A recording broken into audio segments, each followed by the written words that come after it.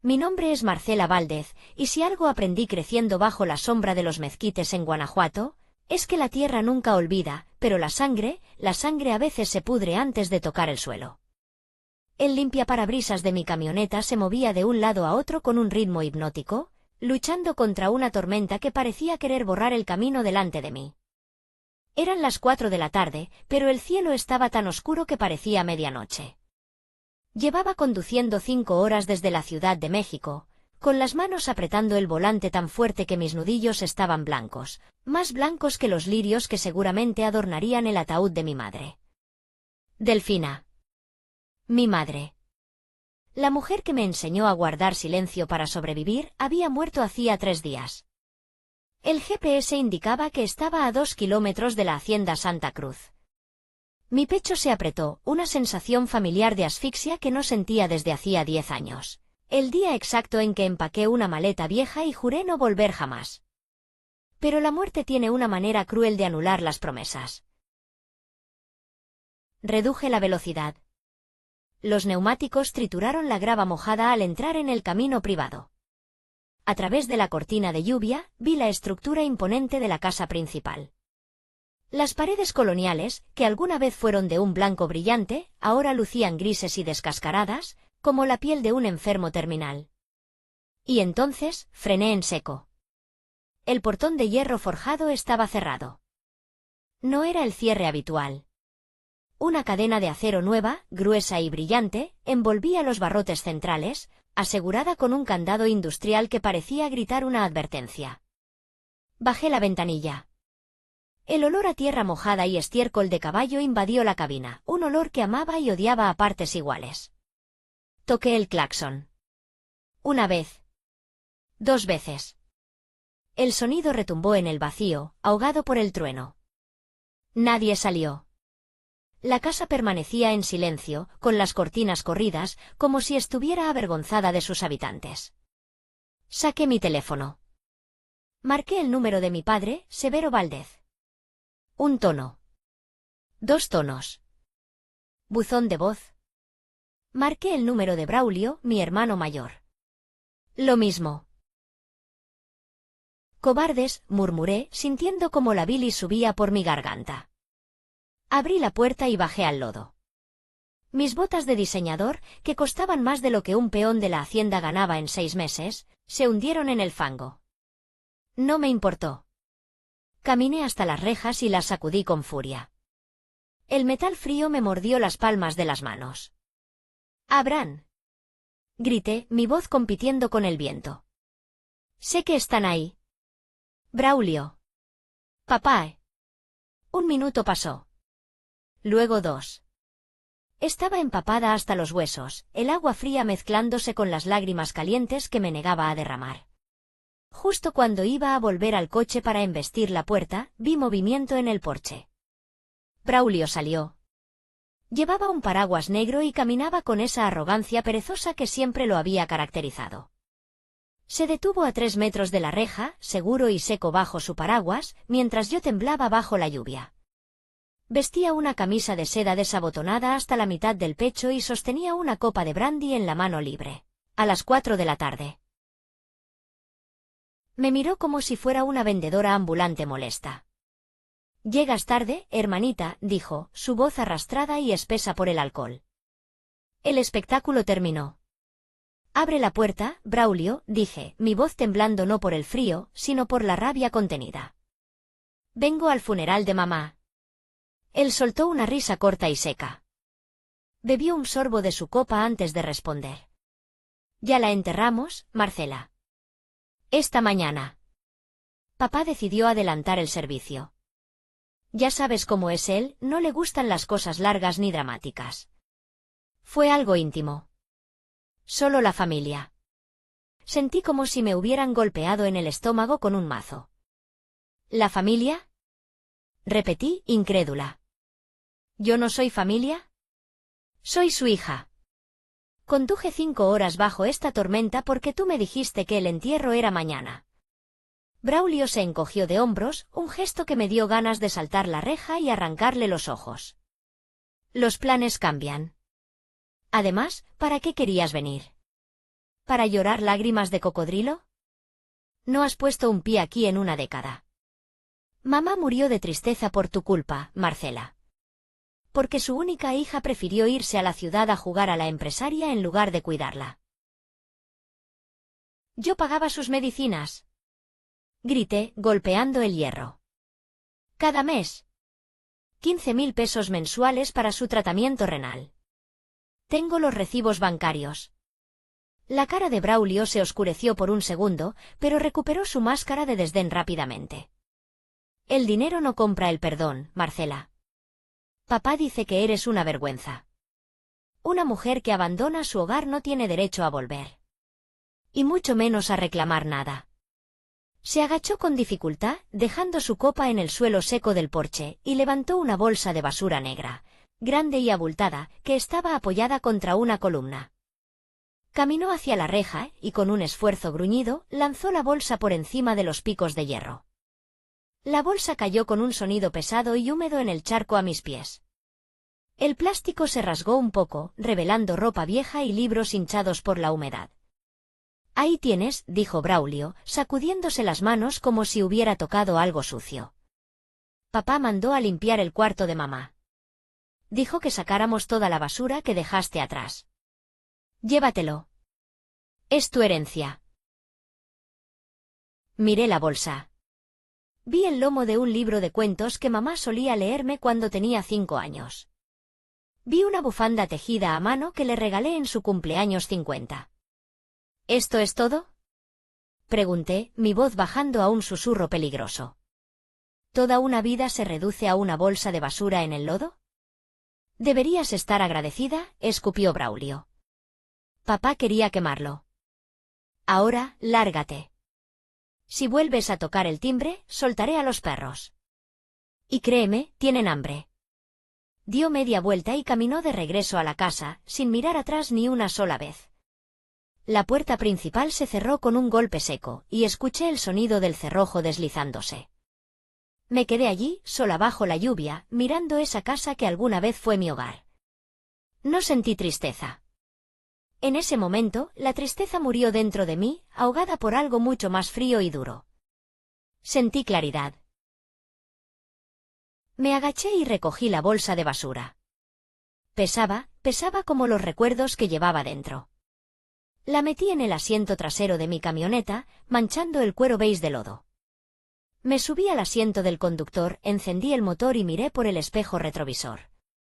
En la ventana del segundo piso, la cortina se movió ligeramente. Sabía que Severo Valdez estaba allí, mirando, asegurándose de que su vergüenza se marchara. Adiós, papá, susurré. Disfruta tu victoria hoy. Porque mañana empieza mi turno. Arranqué el coche y conduje hacia el pueblo, hacia el único hotel decente de la zona. Mientras las ruedas giraban, mi mente viajó hacia atrás, no a los últimos 10 años de éxito, sino al momento exacto en que mi alma se rompió por primera vez. El hotel La Casona olía a cera vieja y lavanda. Me registré en la habitación 204, una suite con vista a la plaza principal. Me quité la ropa mojada, dejándola caer en un montón en el suelo de baldosas. Me metí en la ducha, dejando que el agua caliente golpeara mi espalda, pero el frío seguía ahí, instalado en mis huesos.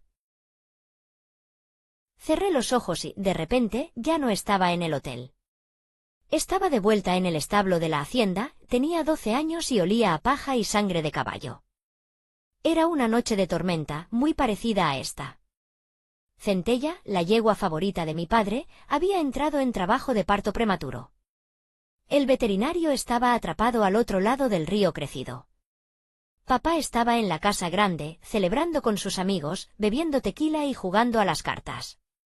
Braulio, que tenía 16 años entonces, supuestamente estaba a cargo de vigilar los establos, pero se había quedado dormido en el pajar, con una botella de cerveza vacía a su lado. Yo fui quien escuchó los relinchos de dolor. Yo fui quien corrió bajo la lluvia en camisón. Tranquila, chica, tranquila, susurraba yo, mis manos pequeñas temblando mientras acariciaba el hocico sudoroso de la yegua. El potro venía mal posicionado. Una pata estaba doblada. Sabía lo que tenía que hacer porque había visto al veterinario hacerlo una vez, escondida detrás de las pacas de heno porque papá decía que esas cosas no son para ojos de niñas. Metí mi brazo hasta el hombro, empujando, girando, rezando a una virgen en la que apenas creía. La yegua gritó, un sonido desgarrador, y yo grité con ella. Luchamos juntas durante 3 horas. 3 horas de sangre, fluidos y miedo absoluto. Cuando finalmente el potrillo salió, deslizándose en la paja húmeda, respirando y vivo, yo caí de espaldas, exhausta, cubierta de inmundicia de pies a cabeza. Sonreí. Había salvado la inversión más grande de papá. Había salvado una vida. Corrí a la casa grande, empapada y sucia, irrumpiendo en la sala de juegos. ¡Papá! Grité, radiante. ¡Nació! Centella tuvo al potro. Yo lo saqué. La música se detuvo. Los hombres se giraron para mirarme. Severo Valdez se levantó de su silla de cuero, su rostro rojo por el alcohol. No me miró con orgullo. Me miró con asco. ¿Qué haces aquí adentro con esa facha? Gruñó. Apestas a estiércol. Estás manchando la alfombra persa. Pero papá, el potro. Braulio estaba dormido y yo, Braulio. Rugió papá. Mi hermano entró tropezando, frotándose los ojos, fingiendo estar alerta. ¿Qué pasa? El potro nació, dijo papá, y luego, puso una mano pesada sobre el hombro de Braulio. Bien hecho, hijo. Sabía que tenías buena mano. Cuidaste la inversión mientras yo descansaba. Ese es un hombre. Me quedé paralizada. ¿Qué? Fui yo. Él estaba durmiendo. Papá se giró hacia mí, y en sus ojos vi algo que me heló la sangre, indiferencia total. Deja de mentir para llamar la atención, Marcela, dijo con voz fría. Las mujeres no tienen la fuerza para sacar un potrillo. Vete a bañarte y no salgas hasta que huelas a flores. Me das náuseas. Todos los amigos de papá rieron. Braulio sonrió, esa sonrisa torcida y maliciosa, y aceptó la palmada en la espalda como si fuera un héroe. Esa noche, mientras me fregaba la piel en la ducha hasta sangrar, tratando de quitarme el olor a náuseas, entendí mi lugar en el universo de Severo Valdez. Yo era invisible. Yo era útil solo cuando nadie miraba, y desechable en el momento en que buscaba reconocimiento. Braulio era el sol y yo era solo la sombra que él proyectaba. Abrí los ojos en la habitación del hotel, volviendo al presente. Una lágrima solitaria rodó por mi mejilla y se mezcló con el agua de la ducha. Nunca más, dije en voz alta. Cerré el grifo con fuerza. Salí de la ducha, me envolví en una toalla blanca y áspera. Mi teléfono sonó sobre la mesita de noche. Era un número local desconocido. ¿Sí? Contesté, mi voz recuperando su tono profesional de acero. ¿Hablo con la señorita Marcela Valdez? Ella habla. Soy el oficial Ramírez, de la Policía Municipal. Sé que acaba de llegar al pueblo. Tengo un documento que necesito entregarle personalmente. ¿Podría bajar al vestíbulo? O si prefiere, puedo subir. Bajaré en 10 minutos. Me vestí rápidamente con un traje sastre gris impecable. Me maquillé para ocultar las ojeras y la palidez. Cuando bajé al vestíbulo, un policía joven me esperaba con un sobremanila en la mano. Parecía incómodo. Señorita Valdez, lamento molestarla en un momento así, con el fallecimiento de su madre y todo, pero esto es una orden judicial. Tengo que entregarla. Tomé el sobre. No pesaba mucho, pero sentí su gravedad. Lo abrí allí mismo, bajo la luz amarillenta del candelabro del hotel. Mis ojos escanearon el documento rápidamente. Era una demanda civil. Demandante, Severo Valdez. Acusada, Marcela Valdez. Causa, daño moral, abandono de persona mayor y solicitud de orden de restricción. Leí los detalles, y tuve que reprimir una carcajada histérica. Mi padre alegaba que yo le había causado angustia psicológica severa por mi ausencia durante 10 años, lo que había deteriorado su salud.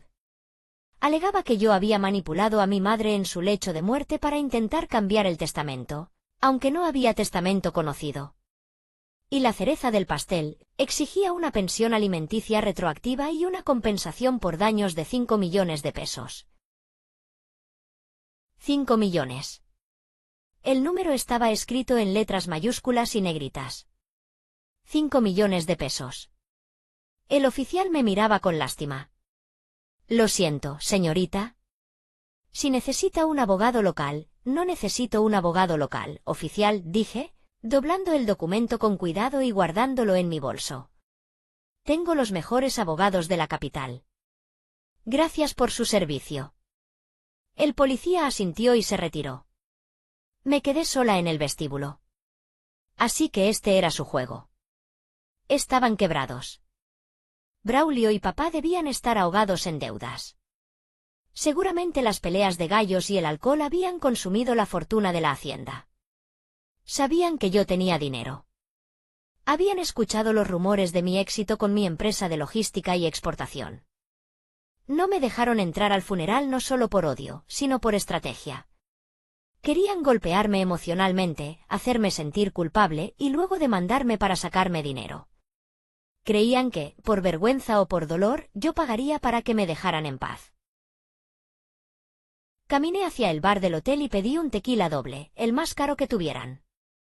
Saqué mi laptop de mi bolso de trabajo y la abrí sobre la mesa de madera barnizada. La pantalla brilló, iluminando mi rostro. Abrí una carpeta encriptada que llevaba guardando 3 años. El nombre del archivo era simple, Proyecto Fénix. Dentro, había cientos de documentos escaneados. Transferencias bancarias. Contratos notariales. Copias de correos electrónicos. Y lo más importante, un acta constitutiva de una empresa llamada Inversiones del Bajío. Tomé un sorbo de tequila.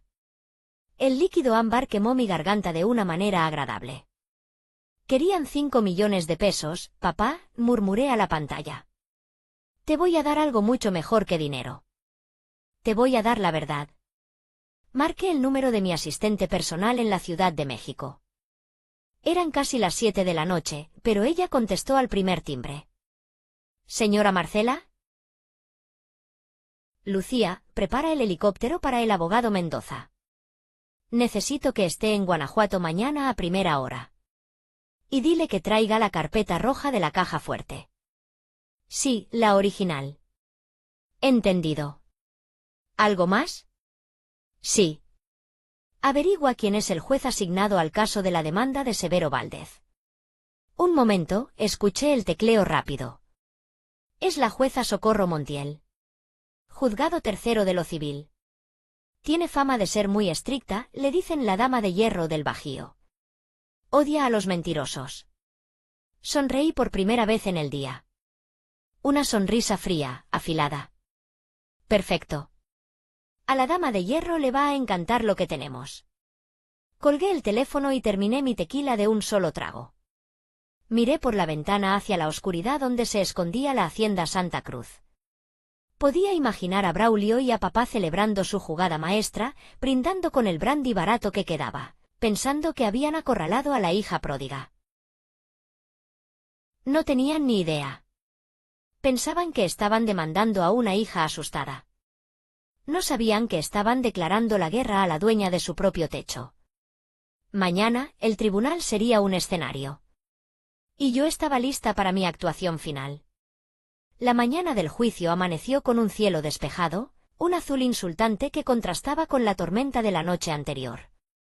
Llegué al juzgado de lo civil de Guanajuato 15 minutos antes de la hora citada. El edificio era una construcción colonial antigua, con muros gruesos de piedra y pisos de madera que crujían bajo el peso de 1000 injusticias pasadas. Mi abogado, el licenciado Mendoza, me esperaba en la entrada. Era un hombre bajo, calvo y meticuloso, el tipo de abogado que no ladra, pero cuya mordida te arranca el hueso. Había llegado en helicóptero esa misma mañana con la carpeta roja. ¿Está lista, señora Marcela?, preguntó, ajustándose las gafas. Nací lista, Mendoza. ¿Tienes los documentos originales? Aquí mismo, palmeó su maletín de cuero. Revisé el expediente del juez. La jueza Socorro Montiel no tolera el teatro. Si su padre intenta actuar, le va a salir el tiro por la culata. Entramos en la sala 3. El aire olía a barniz viejo, sudor rancio y miedo. Y allí estaban. La galería estaba llena. Mis tíos, primos lejanos y algunos vecinos chismosos ocupaban las bancas de madera. Cuando entré, el murmullo cesó de golpe. Sentí sus miradas clavándose en mi espalda como agujas. Eran los monos voladores de mi padre, esa red de familiares que él había manipulado durante años con sus historias de víctima. Vi a mi tía Gertrudis persignarse al verme, como si yo fuera el mismísimo demonio con traje sastre de marca. En la mesa del demandante, Severo Valdez estaba sentado. Y tuve que morderme la lengua para no reír. Mi padre, un hombre que hasta ayer montaba a caballo y bebía tequila como agua, hoy parecía un anciano decrépito. Iba vestido con un traje gris desgastado que le quedaba grande, seguramente uno viejo que no usaba hace años, estaba sin afeitar, y esto fue el colmo, tenía un bastón de madera apoyado contra la mesa. Mi padre jamás había usado bastón en su vida. A su lado, Braulio lucía incómodo en un traje barato que le apretaba el cuello, intentando parecer un ciudadano respetable y no un apostador compulsivo. Su abogado, el licenciado Gamboa, era un tipo con demasiado gel en el cabello y una sonrisa de tiburón que se apagó un poco cuando vio entrar a Mendoza. De pie, anunció el alguacil. Entra la honorable jueza Socorro Montiel. La jueza Montiel era una mujer imponente. Tenía el cabello gris recogido en un moño estricto y unos ojos oscuros que parecían escanear el alma de todos los presentes. No sonrió. Se sentó, abrió el expediente y miró por encima de sus gafas de lectura. Estamos aquí por la demanda civil número 428-B, dijo con voz clara y potente. Severo Valdez contra Marcela Valdez. Se alega abandono, daño moral y disputa de propiedad. Licenciado Gamboa, tiene la palabra. El abogado de mi padre se levantó, alisándose la corbata. Su señoría, empezó con un tono melodramático que daba vergüenza ajena. Hoy venimos a pedir justicia para un padre roto. Un hombre que dedicó su vida a trabajar la tierra, a criar a sus hijos con valores, solo para ser abandonado cruelmente en su vejez por una hija ingrata que, cegada por la ambición de la gran ciudad, olvidó sus raíces. Gamboa caminó hacia el estrado, señalándome con un dedo acusador. La demandada, Marcela Valdez, no solo abandonó el hogar hace una década, sino que cortó toda comunicación, dejando a su madre enferma y a su padre anciano a su suerte. Y ahora, tras el fallecimiento de la señora Delfina, aparece como un buitre, exigiendo derechos sobre una tierra que nunca trabajó, causando a mi cliente una angustia tal que ha puesto en riesgo su corazón. La jueza Montiel no se inmutó. Guárdese los adjetivos para sus novelas, abogado. Hechos. Quiero hechos. Llame a su primer testigo. Llamo al señor Severo Valdez al estrado. Mi padre se levantó. Hizo todo un espectáculo para caminar esos 5 metros. Se apoyó pesadamente en el bastón, arrastrando la pierna derecha, y soltó un gemido doloroso al sentarse en la silla de los testigos. Braulio se cubrió la cara con las manos, fingiendo emoción, pero yo sabía que estaba ocultando una risa nerviosa. Señor Valdez, dijo Gamboa suavemente. Cuéntele a la jueza cómo fue su relación con su hija en los últimos años. Severo carraspeó, sus ojos se llenaron de lágrimas falsas. Fue un infierno, licenciada. Yo la amaba. Era mi niña. Pero un día se fue. Dijo que la hacienda olía mal. Que nosotros éramos poca cosa para ella. Sollozó, sacando un pañuelo sucio del bolsillo. Mi esposa, que en paz descanse, lloraba todas las noches. Severo, me decía, ¿por qué Marcela no nos quiere? Yo le decía que rezara. Pero Marcela nunca llamó. Nunca vino. Ni siquiera cuando Delfina estaba agonizando en el hospital. Sentí que la sangre me hervía en las venas. Mis manos se cerraron en puños debajo de la mesa. Mentiroso, pensé. Maldito mentiroso. Mamá y yo hablábamos 3 veces por semana en secreto. Yo fui quien pagó la cirugía de cadera de papá hace 2 años a través de un intermediario porque él era demasiado orgulloso para aceptar mi dinero. ¿Y qué pasó cuando su esposa falleció? Presionó Gamboa. Ella apareció en la reja ayer, dijo Severo, señalándome con mano temblorosa. Y se burló. Dijo que venía a quedarse con todo. Me gritó que yo era un viejo inútil y que me iba a echar a la calle. En el día del funeral de su madre. No tiene corazón. En la galería, los murmullos de desaprobación estallaron. Mala hija, escuché susurrar a mi tía. Desgraciada. La jueza golpeó el mazo. Silencio. Licenciado Mendoza, su turno. Mendoza se levantó. No caminó hacia el estrado. Se quedó en su sitio, revisando un papel. Señor Valdez, dijo Mendoza con voz calmada. Usted dice que su hija nunca ayudó económicamente. Nunca. Siguió Severo.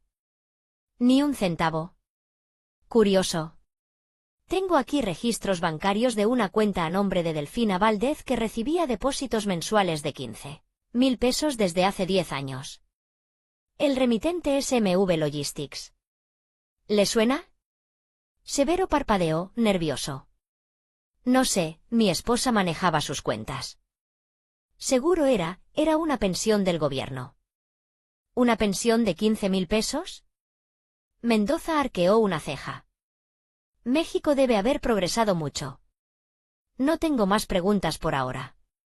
Severo bajó del estrado, fulminándome con la mirada.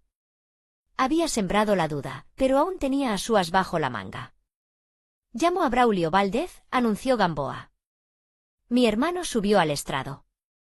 Se había quitado la corbata, tratando de parecer un trabajador humilde y agotado. Braulio, dijo Gamboa. Tú has estado a cargo de la administración de la Hacienda Santa Cruz, ¿verdad? Sí, señor.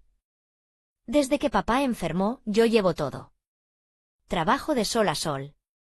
¿Y cuál es la situación financiera de la Hacienda? Braulio suspiró dramáticamente. Es difícil. Muy difícil. Hemos tenido plagas, sequías y robos. ¿Robos? Gamboa fingió sorpresa. Sí. Hace años, cuando Marcela se fue, faltaron 50.000 pesos de la caja fuerte. Era el dinero para comprar semillas. Tuvimos que vender 2 caballos para no morir de hambre ese invierno. Ella se fue al día siguiente. No quiero acusar a nadie, pero las cuentas no mienten. La sala contuvo el aliento. Me acusaban de ladrona. De robarle a mi propia familia para financiar mi vida en la ciudad. Mentira. Grité, poniéndome de pie. No pude evitarlo. Orden. La jueza Montiel me clavó la mirada. Señorita Valdez, siéntese o la expulso de mi sala. Su turno llegará. Me senté, temblando de ira. Mendoza puso una mano sobre mi brazo para tranquilizarme. Déjelos hablar, susurró. Cuanto más alta sea la mentira, más dura será la caída. Mientras Braulio seguía tejiendo su red de falsedades, describiendo cómo él cuidaba a mamá con sus propias manos, cuando en realidad pasaba las noches en el burdel del pueblo vecino, mi mente se desconectó de la sala del tribunal. Necesitaba escapar de ese veneno. Cerré los ojos y dejé que mi memoria me llevara al momento en que todo cambió. Al momento en que descubrí la verdad que hoy usaría como espada. Era un martes caluroso de abril. Me encontré con mamá en una cafetería discreta en León, a 2 horas de la hacienda, para que papá no sospechara nada. Mamá había envejecido. Sus manos, antes fuertes y firmes, temblaban al sostener la taza de café. Tenía ojeras profundas y una mirada de desesperación que me rompió el corazón. Hija, me dijo, deslizando un sobremanila sobre la mesa. Tienes que ver esto. Abrí el sobre. Eran avisos de embargo. Requerimientos de pago. Deudas de juego. Pagarés firmados por Severo Valdez y Braulio Valdez con tasas de interés usureras. ¿Qué es esto, mamá? Pregunté, horrorizada.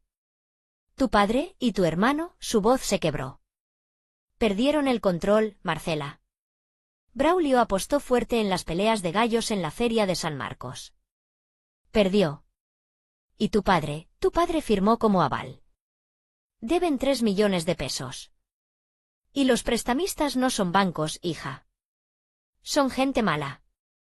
Han amenazado con quemar la cosecha. Dios mío. ¿Por qué no los denuncias? No puedo. Tu padre es orgulloso. Dice que él lo arreglará. Pero sé lo que va a hacer. Ayer lo escuché hablando con un agente inmobiliario. Quiere vender la Loma del Viento. Y la Casa Grande. Quiere vender la Hacienda Santa Cruz a un consorcio extranjero que quiere hacer un hotel boutique. Sentí un frío en el estómago. La hacienda llevaba en la familia 4 generaciones. Era el único legado que teníamos, a pesar de todo el dolor. No puede vender sin tu firma, mamá. La propiedad es bienes mancomunados. Lo sé. Pero me está presionando. Me grita todos los días. Dice que si no firmo, nos matarán a todos. Marcela me tomó de las manos, sus ojos llenos de lágrimas. No quiero perder nuestra casa. No quiero que tu abuelo se revuelque en su tumba. Pero no tenemos el dinero. Miré los papeles. Miré a mi madre, esa mujer que había soportado tanto abuso emocional en silencio. Y tomé una decisión. Mamá, dije, mi voz firme. No van a venderle a un extranjero. Van a vender a Inversiones del Bajío. ¿Quiénes son ellos? Una empresa fantasma. Una sociedad anónima que creé hace 2 años para mis operaciones de exportación. Nadie sabe que es mía. El representante legal es un abogado de mi confianza en Panamá. No entiendo, escúchame bien. Voy a comprar la deuda. Voy a comprar la hacienda. Ofreceré un precio justo, lo suficiente para que papá pague a los usureros y le sobre un poco para sentirse rico de nuevo. Él creerá que está engañando a unos inversores tontos. Pero, ¿y si se entera de que eres tú? Jamás te vendería a ti. Preferiría quemar la casa. Exacto. Por eso nunca lo sabrá.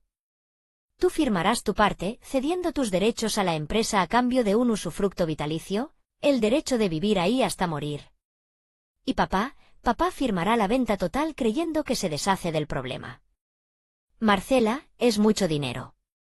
Son todos tus ahorros. Es el dinero que gané a pesar de que él dijo que yo no valía nada. Es justicia poética, mamá. Mamá lloró ese día. Firmamos los papeles preliminares en una servilleta antes de ir al notario. Ella prometió guardar el secreto hasta la tumba. Y lo cumplió. Murió sin decirle a Severo que él ya no era el dueño de nada. Que estaba viviendo de prestado en la casa de la hija que despreciaba. Abrí los ojos. Braulio estaba terminando su testimonio. Y por eso, jueza, pedimos que se le prohíba la entrada. Esa mujer es tóxica. Solo quiere destruir lo que mi padre y yo construimos con tanto esfuerzo. El abogado Gamboa sonrió satisfecho. No más preguntas. La jueza Montiel se quitó las gafas y frotó el puente de su nariz. Parecía cansada. Licenciado Mendoza, dijo ella. ¿Desea interrogar al testigo? Mendoza se levantó lentamente. Caminó hacia el estrado, paso a paso, como un depredador acechando a una presa herida. Se detuvo frente a Braulio. Señor Braulio, dijo Mendoza. Usted mencionó que hubo robos y plagas. Y que la hacienda apenas sobrevive. Así es. Es una lucha diaria. Entiendo. Entonces, ¿podría explicarle a este tribunal cómo es que usted, con un sueldo de administrador de una hacienda en quiebra, pudo comprar una camioneta Ford Raptor del año hace 3 meses? Tengo aquí la factura a su nombre. Valor 1.200.000 pesos. Pago al contado. La sonrisa de Braulio se desvaneció. Severo levantó la cabeza de golpe, mirando a su hijo. Yo ahorré, tartamudeó Braulio. Fueron bonos. ¿Bonos de una empresa en quiebra? Mendoza sacó otro papel.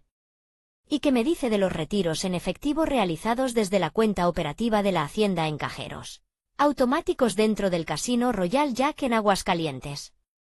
20.000 pesos. 30.000 pesos. Noche tras noche.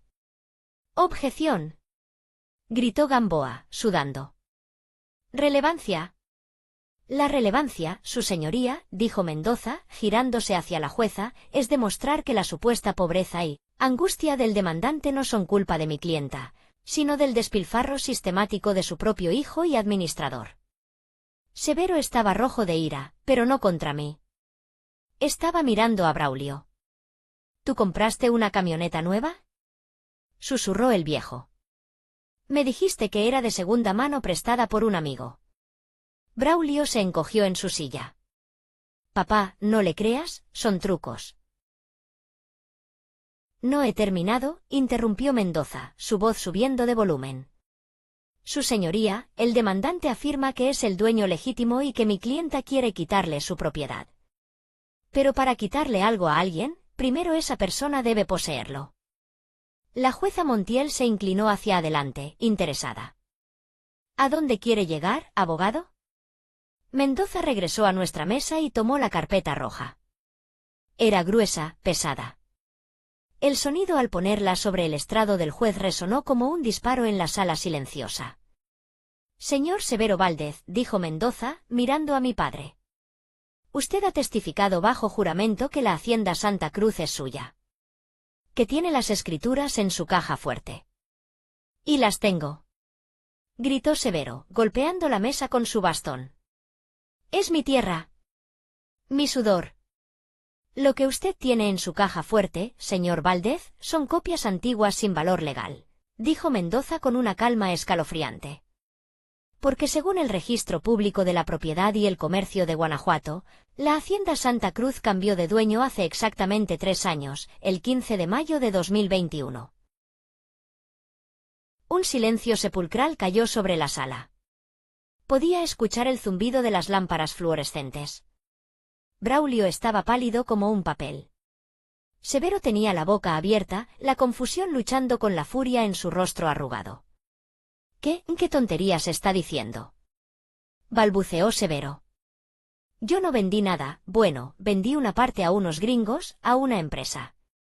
Inversiones del Bajío, pero yo sigo siendo el patrón, tengo el usufructo, sí. Inversiones del Bajío, Mendoza sonrió, y fue la sonrisa más aterradora que he visto. Una empresa interesante. ¿Sabe quién es el accionista mayoritario y único propietario de esa empresa, señor Valdez? La jueza Montiel abrió la carpeta roja. Sus ojos se abrieron con sorpresa mientras leía la primera página. Levantó la vista y me miró. No con lástima, sino con respeto. Y luego miró a Severo. Señor Valdez, dijo la jueza, su voz suave pero letal. Usted realmente no sabe nada, ¿verdad?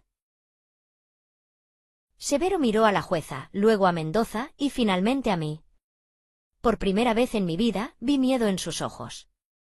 Miedo puro. ¿Saber qué?, preguntó, su voz apenas un susurro. Me puse de pie. Alisé mi saco. Levanté la barbilla. Había llegado el momento. Que la dueña de la silla donde estás sentado, de la tierra que pisas y del techo que te cubre, soy yo, papá. El grito de asombro de la galería fue ensordecedor. Vaya momento de tensión. La verdad está a punto de explotar en la cara de Severo y Braulio. Antes de ver cómo reaccionan ante esta revelación devastadora, te invito a darle me gusta a este vídeo y a suscribirte a nuestro canal. Y cuéntame en los comentarios desde qué ciudad o país nos estás escuchando hoy. Me encanta leer hasta dónde llegan nuestras historias. Hazlo ahora y continuemos con el desenlace. El silencio que siguió a mi revelación fue absoluto. Fue un silencio pesado, denso, como el aire antes de que un tornado toque tierra. Podía escuchar el zumbido eléctrico de las lámparas del techo y la respiración entrecortada de mi padre, que sonaba como un fuelle viejo y roto. En la galería, mi tía Gertrudis se había llevado una mano a la boca, los ojos desorbitados. Los vecinos se miraban entre sí, intercambiando susurros escandalizados. ¿Escuchaste eso?, decían. ¿La dueña? ¿Cómo es posible? Severo Valdez fue el primero en romper el hechizo. Su cara pasó del blanco pálido a un rojo violáceo en cuestión de segundos. Se levantó tambaleándose, olvidando su bastón, olvidando su papel de anciano frágil. —¡Mientes! —rugió, su voz retumbando en la sala. —Es una trampa. Esta mocosa está mintiendo, su señoría. Yo vendí a unos americanos. Tengo los correos electrónicos. Se llamaban Smith. Ion Smith. La jueza Montiel golpeó el mazo con fuerza. ¡Ban! El sonido fue seco y autoritario. Siéntese, señor Valdez, ordenó la jueza, su tono afilado como una navaja. No voy a tolerar gritos en mi tribunal. Y le sugiero que tenga mucho cuidado con lo que dice, porque tengo el documento original frente a mis ojos. Severo se dejó caer en su silla, respirando con dificultad. Braulio, a su lado, parecía querer volverse invisible. Se aflojaba el cuello de la camisa como si de repente le faltara el aire. La jueza Montiel ajustó sus gafas y tomó el documento de la carpeta roja. Lo sostuvo en alto, como si fuera una sentencia de muerte. Licenciado Gamboa, dijo la jueza, mirando al abogado de mi padre, quien ahora sudaba profusamente. ¿Usted revisó los antecedentes registrales de la propiedad antes de presentar esta demanda temeraria? Gamboa tartamudeó. Bueno, mi cliente me aseguró, él me dio copias de las escrituras originales de 1980, yo asumí. Usted asumió mal, le cortó la jueza. Voy a leer para que conste en el acta. Escritura pública número 45.820, fechada el 15 de mayo del año 2021. Vendedor, Severo Valdez y Delfina Gómez de Valdez. Comprador, Inversiones del Bajío, Sociedad Anónima. La jueza hizo una pausa dramática, mirando a mi padre por encima del papel. En la cláusula tercera, se especifica la estructura accionaria de la parte compradora. Accionista mayoritaria y administradora única, Marcela Valdez Gómez. Severo negó con la cabeza, murmurando como un loco. No. No puede ser. Delfina afirmó. Ella estaba ahí. Ella no me hubiera hecho esto. Ella era una mujer leal. Me acerqué al estrado, con el permiso tácito de la jueza. Me paré a 2 metros de mi padre. Podía oler su miedo. Olía a sudor rancio y loción barata. Mamá no te traicionó, papá, dije suavemente, pero mi voz llegó a cada rincón de la sala. Ella te salvó. ¿Y me salvó a mí? Ella no sabía nada. Gritó Severo, con lágrimas de rabia en los ojos. ¿Tú la engañaste? No, repliqué, sacando otro documento de mi maletín. Era una carta manuscrita. La letra era temblorosa, pero inconfundible. La letra de mamá. Ella sabía exactamente quién era el comprador. De hecho, ella me pidió que lo hiciera. Leí en voz alta un fragmento de la carta, mi voz quebrándose por un segundo antes de recuperar la firmeza. Hija mía, si estás leyendo esto, es porque tu padre ha intentado vender la tierra de tus abuelos para pagar sus vicios. No dejes que lo haga. Compra la hacienda. Usa el nombre que quieras, escóndete detrás de papeles, pero no dejes que la casa caiga en manos de extraños. Tu padre es un hombre necio, pero la tierra es inocente. Protégela, Marcela. Sé la patrona que él nunca pudo ser. Dejé la carta sobre la mesa de la defensa.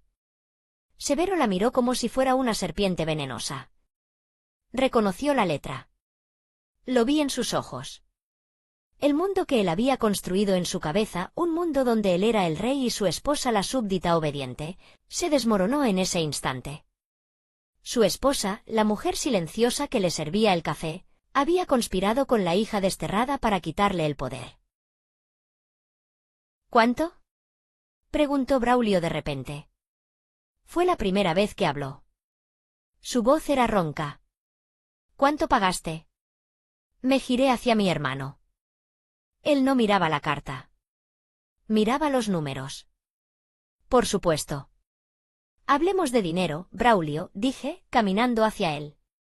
Ya que te gusta tanto contar las monedas de otros. Hice una señal a Mendoza. Mi abogado proyectó una diapositiva en la pantalla blanca que había en la sala. Habíamos preparado esto meticulosamente.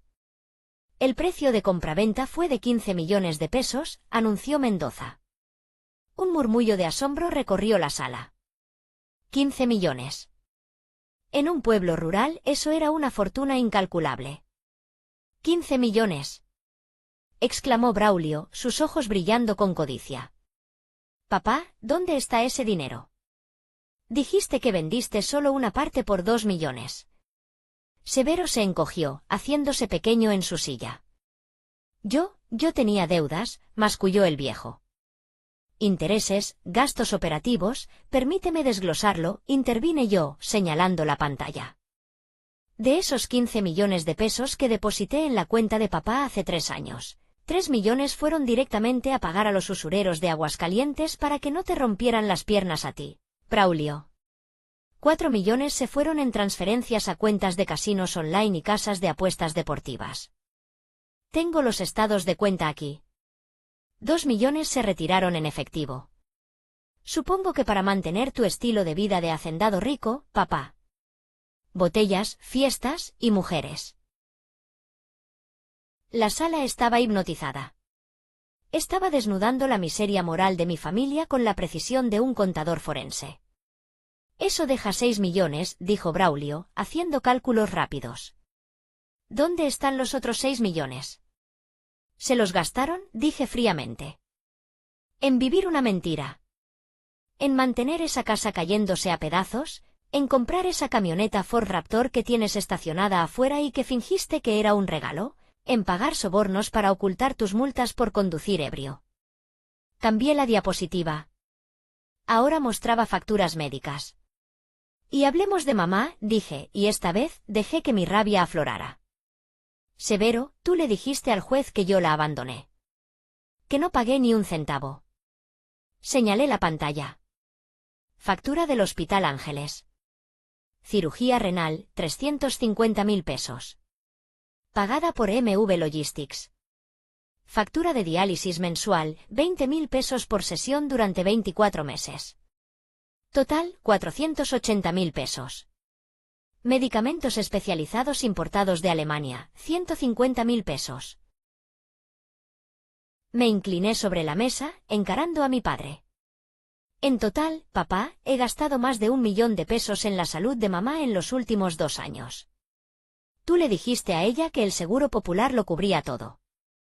Le mentiste en su cara mientras ella moría, para que no supiera que la hija a la que tú echaste era la que la mantenía con vida. Severo temblaba incontrolablemente. Lágrimas verdaderas corrían ahora por sus mejillas surcadas de arrugas. No de tristeza, sino de humillación absoluta. Todo el pueblo estaba escuchando. Su máscara de patriarca sufrido había sido arrancada.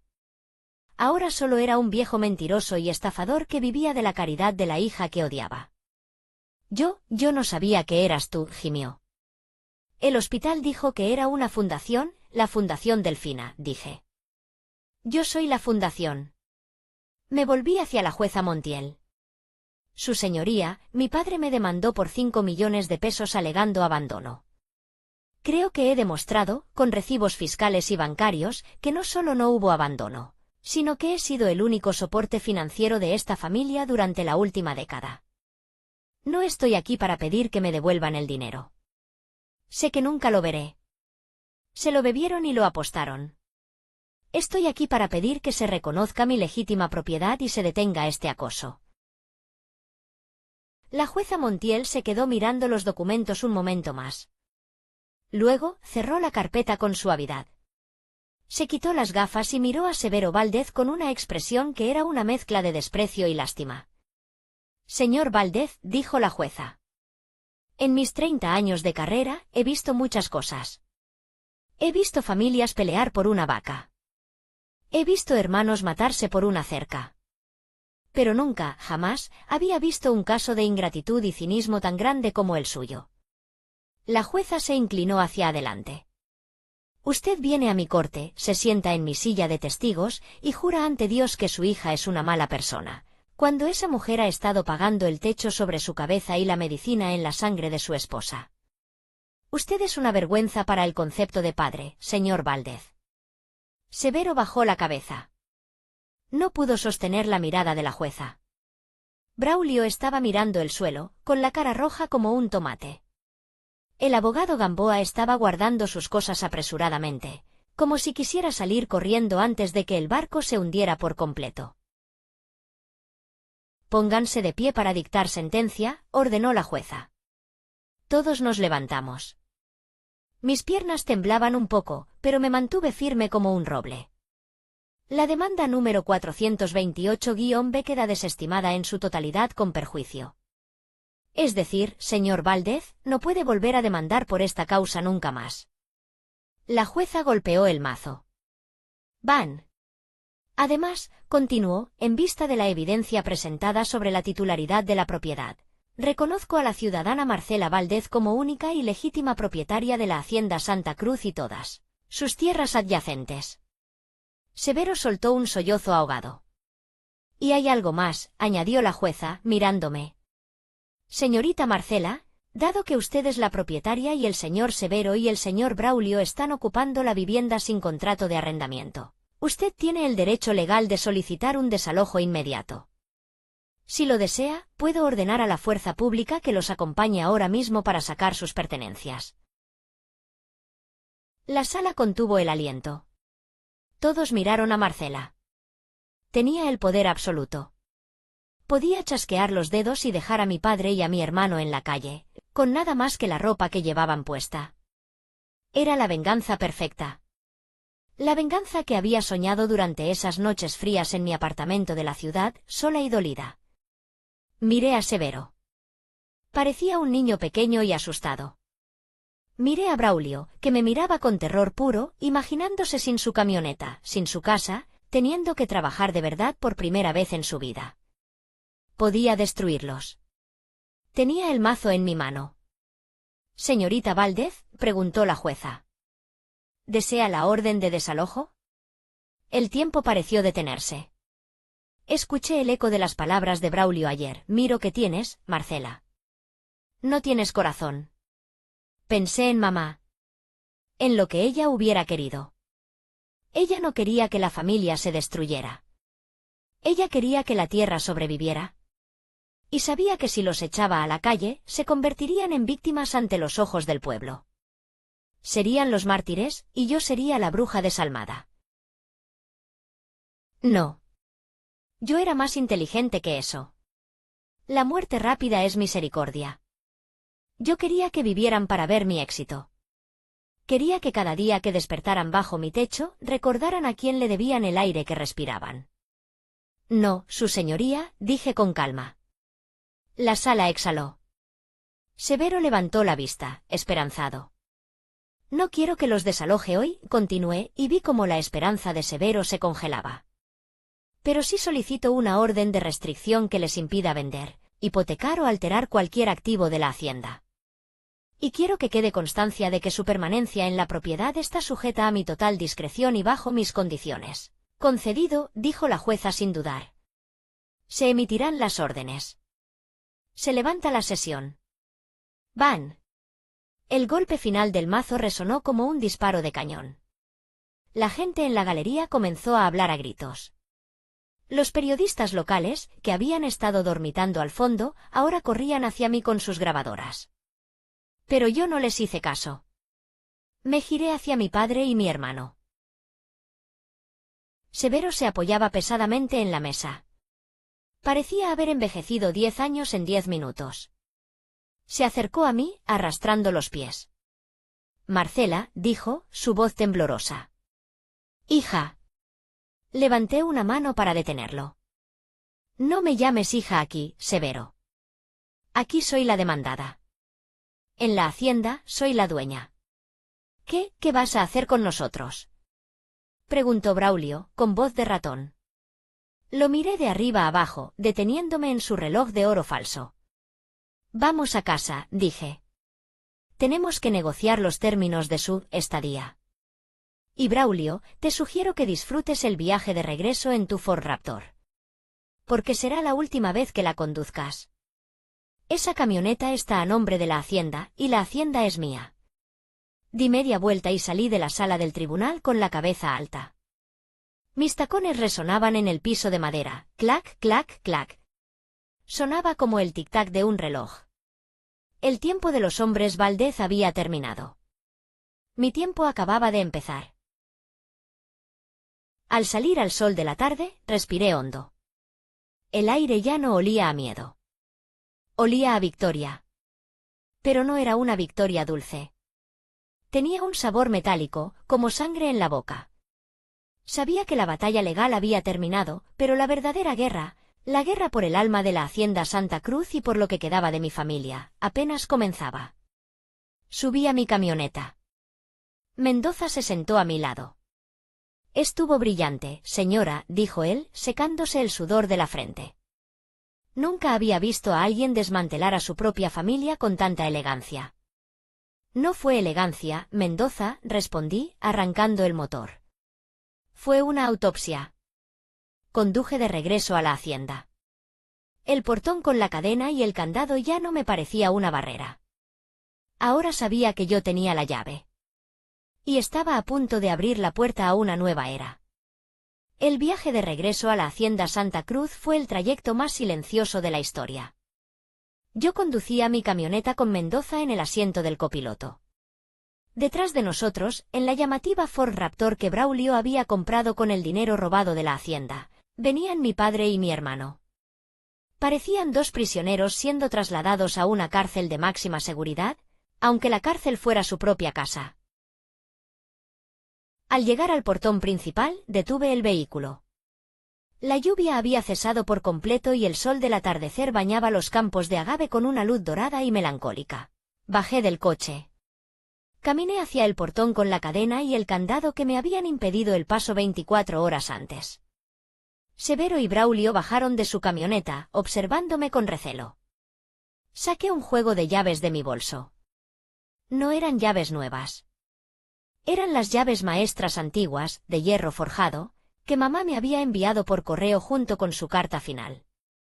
La llave encajó en el candado oxidado con un chasquido satisfactorio. ¡Clac! El sonido de la libertad. O de la condena, dependiendo de quién escuchara. Deslicé la cadena, abrí las rejas de par en par y me giré hacia ellos. Bienvenidos a mi casa, dije, sin sonreír. Severo no me miró a los ojos. Entró arrastrando los pies, un hombre derrotado. Braulio intentó entrar a la cabina de la Ford Raptor para meterla al garaje, pero me interpuse en su camino. «Alto ahí», dije, extendiendo la mano con la palma abierta. «Las llaves». Braulio parpadeó, confundido. «¿Qué?» «Las llaves de la camioneta, Braulio». Como dije en el tribunal, este vehículo fue comprado con fondos malversados de la empresa, Inversiones del Bajío. Por lo tanto, es propiedad de la empresa. Es decir, mía. Pero, ¿cómo voy a moverme?, protestó, su voz subiendo una octava por el pánico. «Es mi camioneta». ¿Le puse riñes deportivos? Ya no, dije fríamente. Dame las llaves. O llamo a la policía para reportar el robo del vehículo ahora mismo. Tú decides. Caminar o ir a la cárcel. Braulio miró a papá buscando ayuda, pero Severo estaba mirando fijamente un árbol de mezquite, perdido en su propia miseria. Derrotado, Braulio dejó caer las llaves en mi mano. «Puedes meter tus cosas a pie», le dije.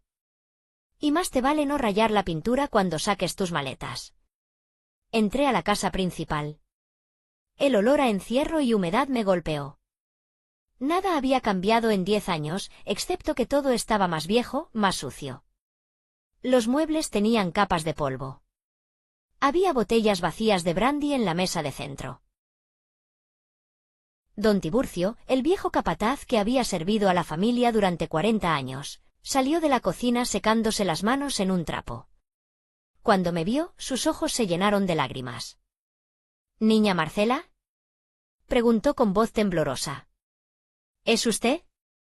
Corrí a abrazarlo. Él era lo más cercano a un padre que había tenido en realidad.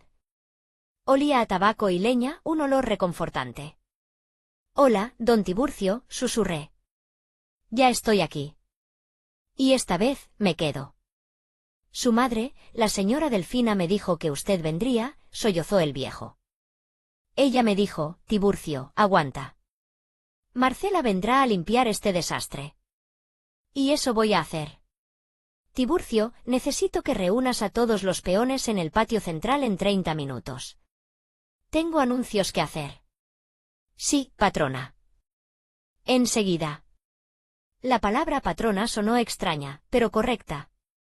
Media hora después, estaba sentada en el sillón de cuero grande de la sala, el sillón que siempre había sido el trono de Severo. Mi padre y mi hermano estaban sentados en las sillas de madera, frente a mí, como dos escolares regañados. Mendoza estaba de pie a mi lado, con una pila de contratos. Muy bien, dije, cruzando las piernas. Vamos a establecer las reglas del juego. Porque si van a vivir bajo mi techo y comer de mi mesa, las cosas van a cambiar radicalmente. Hija, por favor, empezó Severo, intentando usar un tono conciliador. Somos familia. No necesitamos papeles. Ya entendimos.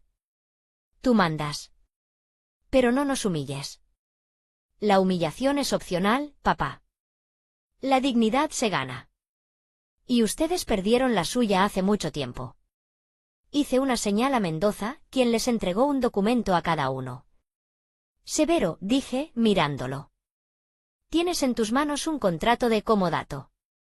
Te concedo el derecho de uso y habitación de la casita del huerto, la que está detrás de los establos. Los ojos de Severo se abrieron como platos. ¿La casita del jardinero? Pero si eso es un cuartucho. Tiene goteras. Ya mandé a repararlas. Es un techo digno. Tendrás luz, agua y una pensión mensual de 3.000 pesos para tus gastos personales. La comida se te proporcionará en la cocina principal. Soy Severo Valdez. Gritó, golpeando el reposabrazos. Yo construí este apellido. No puedes mandarme a vivir al patio trasero como a un perro viejo. El apellido no paga las facturas, papá. Yo las pago. Puedes firmar y tener un techo seguro y comida caliente por el resto de tus días, o puedes hacer tus maletas e irte a vivir bajo el puente del río Guanajuato. La elección es tuya. Tienes 2 minutos. Severo miró el papel. Le temblaban las manos. Miró a su alrededor, a la casa que creía suya, y luego me miró a mí. Vio que no estaba bromeando. Con un suspiro que pareció sacarle el alma del cuerpo, tomó la pluma y firmó. Había aceptado su derrota. Ya no era el patriarca. Era un pensionado en la tierra de su hija. Ahora tú, Braulio, dije, girándome hacia mi hermano. Él miraba su contrato con horror. ¿Qué es esto? Preguntó, con la voz estridente. ¿Contrato laboral de peón general? Exacto. ¿Estás loca? Yo soy el administrador. Yo soy licenciado en... Bueno, casi licenciado. Tú no administras nada, Braulio. Tú robas. Y no voy a tener parásitos en mi hacienda. Si quieres quedarte aquí, vas a trabajar. Tu sueldo será el salario mínimo vigente, más prestaciones de ley. No voy a limpiar mierda de caballo. Gritó, poniéndose de pie. Entonces vete, dije, señalando la puerta. La carretera es larga. Buena suerte encontrando trabajo en el pueblo cuando todos sepan que intentaste estafar a tu propia hermana y que dejaste morir a tu madre sin medicinas. Porque créeme, Braulio, el pueblo lo sabrá. Braulio se quedó congelado. Sabía que yo tenía razón. No tenía a dónde ir. No tenía dinero, no tenía coche, y su reputación estaba a punto de ser destruida. ¿Quién será mi supervisor? Preguntó en voz baja, derrotado. Sonreí. Don Tiburcio. La cara de Braulio se puso pálida. Había tratado a don Tiburcio como basura durante años, gritándole y humillándolo. Es justicia poética, ¿no crees? Dije. Tiburcio te enseñará lo que es trabajar de verdad. Empiezas mañana a las 5 de la mañana. Y Braulio, si llegas un minuto tarde, o si le faltas al respeto a Tiburcio una sola vez, te despido y te desalojo. ¿Entendido? Braulio apretó los dientes, tomó la pluma y firmó con furia, rasgando casi el papel. Bienvenido al equipo, dije secamente. Los meses siguientes fueron una revelación. La hacienda Santa Cruz no se transformó de la noche a la mañana, pero el cambio se sentía en el aire. Contraté a un equipo de agrónomos para revitalizar los campos de agave. Usé mi empresa de logística para abrir canales de exportación directa a Estados Unidos y Europa, eliminando a los intermediarios que se quedaban con las ganancias. Invertí en maquinaria nueva. Pinté la casa principal. Pero el cambio más grande fue el humano. Braulio sufrió. Las primeras semanas, lo veía regresar de los campos al atardecer, cubierto de polvo, con las manos llenas de ampollas y la espalda doblada. Don Tiburcio no era cruel, pero era exigente. No le perdonaba ni un descanso no autorizado. Un día, lo encontré sentado en un tronco, mirando sus manos callosas. Me acerqué con 2 botellas de agua fría. Le tendí una. Él la tomó sin mirarme y bebió con avidez. ¿Duele? Pregunté. Como el infierno, respondió. Así le dolía a mamá la espalda cuando tenía que cargar leña porque tú y papá se gastaban el dinero del gas en cerveza. Dije. Braulio se quedó callado un largo rato. Luego, miró hacia el campo de agave, donde las plantas azules se extendían hasta el horizonte. Nunca supe que era tan difícil, murmuró. Siempre pensé que el dinero salía de la tierra por magia. El dinero sale del sudor, Braulio. Y del respeto. No se convirtió en un santo. Seguía siendo gruñón y a veces perezoso, pero algo en él se había roto para dejar entrar un poco de luz. Dejó de usar sus trajes ridículos y empezó a usar ropa de trabajo. Y lo más importante, dejó de mirar a los peones por encima del hombro, porque ahora él era uno de ellos. En cuanto a Severo, su castigo fue el silencio. Vivía en la casita del huerto, cómodo pero irrelevante. Pasaba los días sentado en una mecedora, viendo cómo la hacienda florecía bajo mi mando. Los vecinos ya no lo buscaban para pedir consejos. Nadie lo llamaba don Severo. Ahora venían a la oficina principal a buscar a la patrona. A veces, lo veía mirándome desde lejos mientras yo daba instrucciones a los capataces. En sus ojos ya no había odio, sino una especie de asombro temeroso. Se dio cuenta de que la hija que despreciaba por ser mujer era la única persona con la hombría suficiente para salvar su legado. Nunca me pidió perdón. No lo esperaba. Su ego era demasiado grande para eso. Pero el hecho de que aceptara mi comida y mi techo era su forma silenciosa de admitir la derrota. Hoy hace exactamente un año que enterré a mamá. Estoy sentada en la galería de la casa grande, bebiendo una taza de café negro y mirando la lluvia caer sobre los campos verdes. Esta vez, la lluvia no se siente triste. Se siente conmovida. Llevo el anillo de bodas de mamá colgado en una cadena de oro cerca de mi corazón. A veces, cuando cierro los ojos, puedo escuchar su voz diciéndome, «Lo hiciste bien, mija». Mucha gente en el pueblo dice que fui dura. Dicen que una buena hija no humilla a su padre ni esclaviza a su hermano. Dicen que debí perdonar y olvidar, entregarles el control y volver a mi lugar en la sombra. Pero yo me pregunto, ¿qué es el perdón sin justicia? ¿Es perdón o es sumisión? Si hubiera dejado que Severo y Braulio siguieran con sus vidas destructivas, esta hacienda hoy sería un lote baldío o un hotel de extranjeros. Mamá habría muerto en vano. A veces, amar a tu familia significa tomar el cuchillo y cortar la parte podrida para salvar el cuerpo. Fue doloroso. Me costó lágrimas y me costó mi inocencia.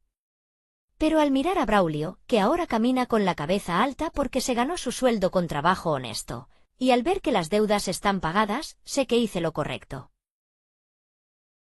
El karma no es una fuerza mágica que cae del cielo. El karma somos nosotros. Son las consecuencias de nuestras acciones regresando a casa. Ellos sembraron desprecio y cosecharon soledad. Yo sembré esfuerzo y coseché dignidad.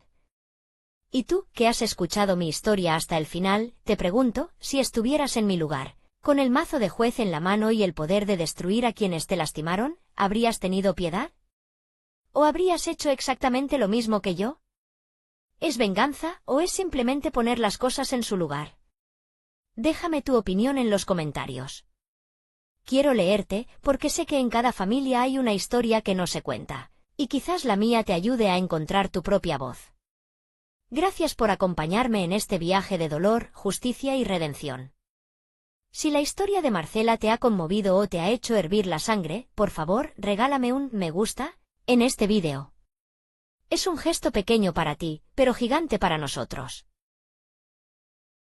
No olvides suscribirte al canal y activar la campanita para no perderte la próxima historia de drama familiar, que te dejará sin aliento. Y recuerda responder a la pregunta final en los comentarios, ¿Marcela fue justa o cruel? Nos vemos en el próximo vídeo. Hasta entonces, cuida tu tierra y protege tu corazón. Adiós.